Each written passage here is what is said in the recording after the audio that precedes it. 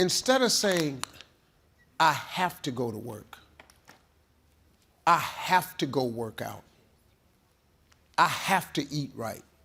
If you change one word, it will change your entire perspective. I get to go to work today. I get to work out today. I get to eat right today. When you say I get to instead of I have to, it takes the obligation side of it away and it puts a gratitude on it. And the more you're grateful for, the more God will give you to be grateful for. A long time ago in the 90s, I created a show on the WB called Steve Harvey's Big Time. Do you know what Steve Harvey's Big Time was? Because they didn't believe me when I told them, y'all ought to take Showtime at the Apollo and put it on mainstream TV instead of having me come on at 1 o'clock in the morning. I used to tell them that. Yeah. No, you can't do that. No. So I said, well, let me give them a version of it.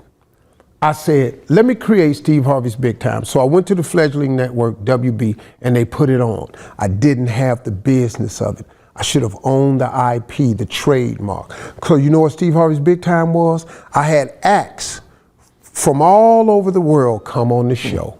I had 3 judges and I had a host. That stayed on TV 2 years. Along comes a show called America's Got Talent. I was going to say that, yep. Exactly, you know what America's Got Talent is?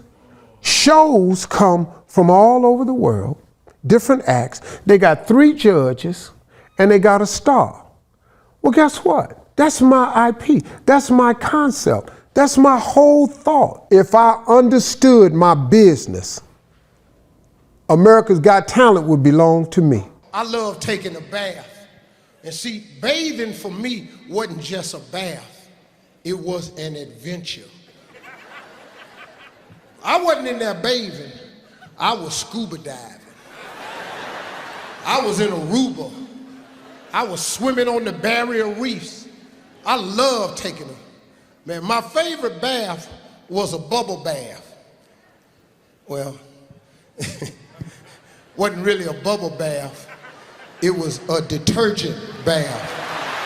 Okay, I see you with me now. I thought you might find this interesting. This over here is the country of Albania. This right here, this is Greece. Albania, Greece. There's a 1 hour time difference in Greece. It's an hour ahead. Kind of reminds me of the time I was performing a long time ago at a club in Columbus, Georgia. I was staying across the river in Phoenix City, Alabama at a Holiday Inn Express. This is where I was staying. This is where I was performing.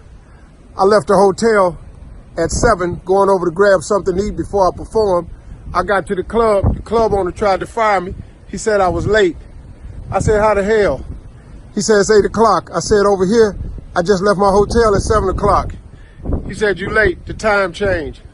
Wow. The reason some people aren't getting what they want in life is because they ain't even grateful for what they have. I mean, God is a really smart God, you know what I mean? If he gives you something and you're not grateful for it, why would he give you some more stuff to not be grateful for? I mean, he just keeps waking you up. He done gave you somewhere to stay. You got something to drive. You got food to eat. You got clothes to wear. You got some love in your life. You got a family. But you'll never say thank you for that. If you really want to start changing the way you receive stuff, you got to start being grateful for where you are. That's one of the major principles of success. See, successful people, man, are not smarter than you. I'm not nicer than anybody in this room. I'm not smarter. I ain't got no education. I just messed around and learned the principles of success. I just learned how to wake up every morning with gratitude.